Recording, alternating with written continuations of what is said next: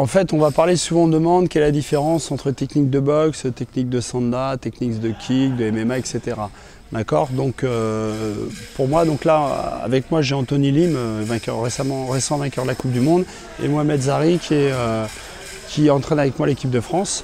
Donc, eux vont démontrer au niveau des techniques. Après, pour ma part, je pense qu'il n'y a pas une technique spécifique à chaque discipline, c'est plus lié à l'individu. D'accord. Après, les techniques, on les aménage en fonction des règles qu'on a. On sait qu'au sanda, on a beaucoup de saisies, donc on ne va pas donner un low kick comme on va le donner en boxe thaï. Donc l'exemple ici, on va le prendre, c'est-à-dire, on va prendre Anthony, voilà. Donc par exemple, Anthony donne un low kick à Mohamed, voilà. Il sait que s'il laisse sa jambe, voilà, la sanction va être rapide, c'est-à-dire, Momo va saisir, va chercher le compte et va amener le balayage, d'accord? Donc la seule façon de ne pas se faire saisir déjà, en termes, c'est de mettre, pour Anthony, c'est de mettre la vitesse. Il doit trouver la bonne adéquation entre la vitesse qu'il va mettre sur le kick, voilà. Vous voyez, donc là, peut-être qu'il va moins engager sa hanche qu'on voit en boxe thaï, mais il sait que s'il engage trop sa hanche, son pied va rester collé, il va avoir du mal à revenir, et il va se faire saisir. Donc là, il est obligé de penser non seulement à la phase aller, mais à la phase retour. Mais il doit quand même être puissant pour être efficace pour que le point soit noté. Donc là, c'est une particularité qu'on va retrouver au low kick, mais qu'on va retrouver aussi en coup de pied au corps, souvent appelé middle kick, voilà. Donc vous voyez déjà, par exemple, il frappe, il sait que s'il est accroché pour se décrocher, il va pouvoir casser le pied. D'accord. Autre possibilité, quand il est accroché, c'est qu'il peut frapper. Il a le droit, voilà, pour ne pas se faire balayer. Mais il sait que l'idéal, c'est de pouvoir frapper vite et revenir. Donc là, donc il va chercher de la vitesse. Voilà, pour vite revenir. Ensuite, on se rend compte que quand on parle de la jambe avant, on l'utilise en sanda, mais on sollicite bien plus souvent la jambe qui est devant. Donc soit gauche ou droite, suivant la garde de l'adversaire, puisqu'on sait qu'une jambe avant est plus dure à utiliser. À saisir. Donc là, l'occurrence, en middle ou en low kick, il sait qu'avec sa jambe avant, voilà, c'est compliqué à saisir. On voit quand même des compétiteurs qui arrivent à saisir les jambes avant. Donc nous, notre travail en sanda, ce qu'on essaye d'amener aux athlètes, c'est d'avoir des techniques masquées. C'est-à-dire, sur un low kick jambe arrière, s'il veut le faire, là, s'il le fait normal, il va se faire saisir, même s'il a de la vitesse, parce que les gens en sont habitués. Ce qu'on demande aux athlètes, c'est de masquer. Donc là, en l'occurrence, il va faire la même technique, mais il va masquer avec ses poings. Il va occuper l'eau de l'adversaire, voilà, pour pouvoir frapper. Et là, il aura, alors c'est pas sûr, mais il aura moins de chances de se faire saisir. Donc nous, c'est ce qu'on essaye de faire. C'est pour ça qu'en sanda, il n'y a pas 15 000 enchaînements à suivre, comme on peut avoir en kick ou en anglaise pour les points, parce que tout de suite, il va y avoir saisie. D'accord. C'est-à-dire quand il va y avoir un échange point-pied, imaginons que toi tu es sur du point-pied, Anthony, et Momo lui va chercher à saisir pour la projection. Voilà, il y a un moment, voilà.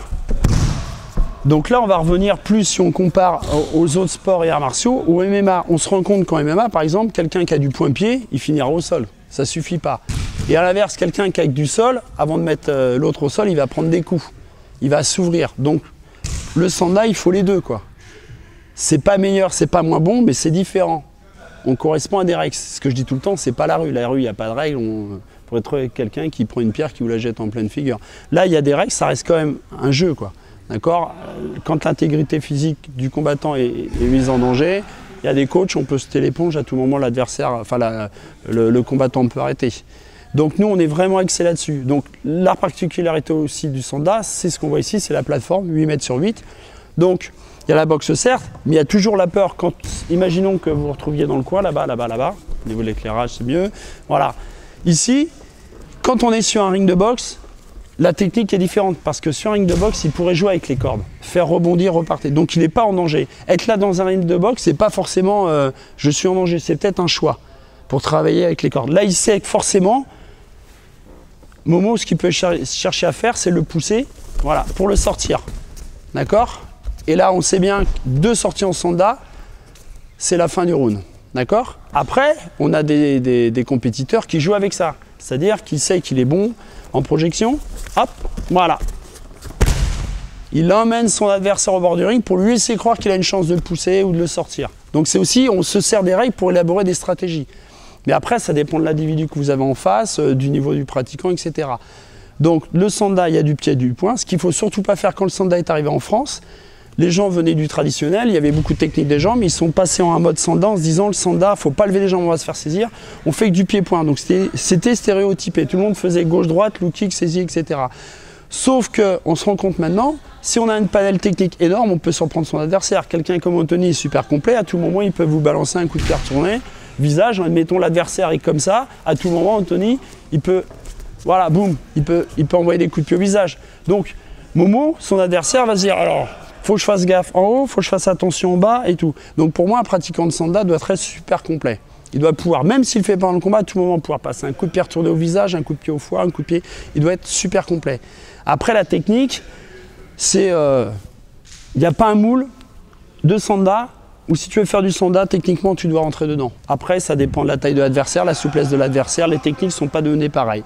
Donc on peut se poser la question qu'on va déjà poser, ouais mais est-ce qu'un karatéka, une technique de karaté en Sanda ça peut être utile? C'est-à-dire, vous savez, à Momo, le Ritsuki, ou le Jakutsuki, est-ce que ça peut être là? Donc moi j'ai envie de vous dire, je vais un peu surprendre les choses, je vais dire, en Sanda ça peut être efficace? Oui. Si Momo avec une technique karaté le touche, il a marqué un point, bon il a été efficace. Mais sauf qu'on est bien conscient qu'avec une garde comme ça en Zenkutsudashi, le risque c'est les appuis. Donc c'est pas adapté, c'est adapté au karaté parce que le règlement karaté. Mais si on prend un karatéka avec la vitesse de pénétration qui est là, leur point fort, je suis sûr que sur un combattant Sanda, il va surprendre et voilà. Et ce que je dis, ça c'est intéressant. Aux élèves, si dans votre club vous avez un karatéka, vous le prenez avec vous lui mettez les gants et vous le faites travailler ça.